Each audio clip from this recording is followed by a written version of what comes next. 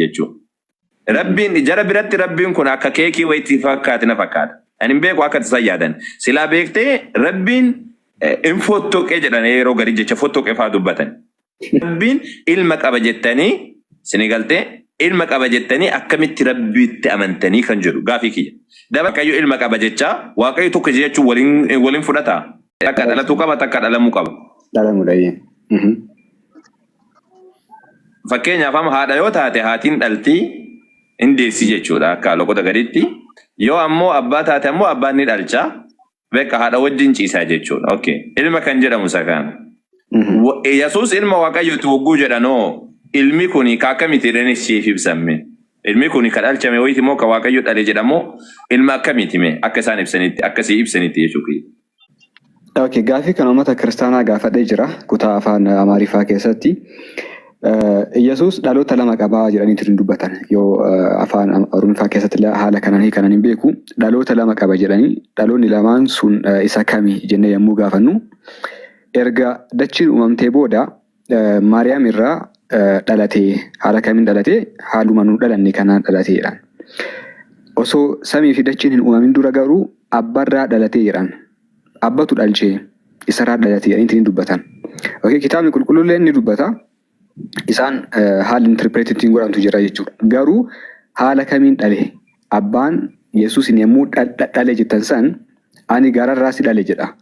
Mazmura Daawitii keessatti ani gararraa eegaleetiin si dhale ka jedhu san uummanni kiristaanaa Yesuusin ibsaa jedhanii dubbatan jechuudha. Garaa keessarraa si dhalee jedhee dubbata. Abbatu ilma dhala. Kadhala immoo garaa keessaa si dhale jedhee dubbata jechuudha. Kanaaf haala kamiin dhale jennee yommuu gaafannu uummanni kiristaanaa baay'inaan hin beekan. Haala kamiin akka inni dhale jechuudha.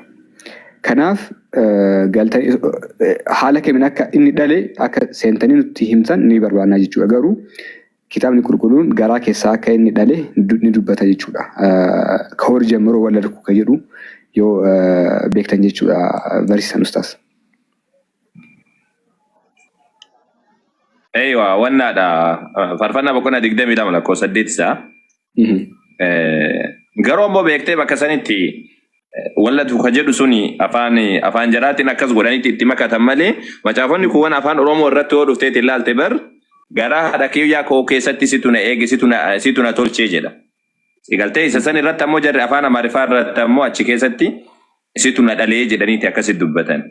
Isaanii alaa kullaalimee wagguu isaan dubbatan beektee ilma wagguu jedhan kana ilma jechuun nuti ka beeknuun afaan Oromootiin takka kadhalame takka kadhalfame. Fakkeenya haadha yoo taate haatiin ni dhalti abbaa namuu ni dhalcha.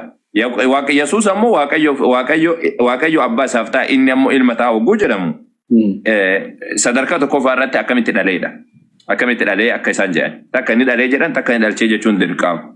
Yoo ofiisaatti dhalee jedhan rabbiin subhaanahu ta'ala ni dhala. A'uudhu billah. Astaghfirullah wa atuubu ilayh. Yoo dhalchee jedhan Waaqayyo dhalchuudhaan ni himama.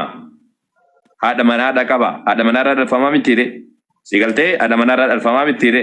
Lamaan kanneen keessa tokko jechuu qaban. Dabalataan ilmatu dura moo akkanumatti yoo teessee dhalte ilmatu dura moo abbatu dura? Abbaadha. Abbatu dura mire akkanumatti yoo dhalte loojikaalii akkanumatti yoo dhalte abbatu dura malee ilmaa miti. Abbaan dura jiraate eegasanii ilmi argama.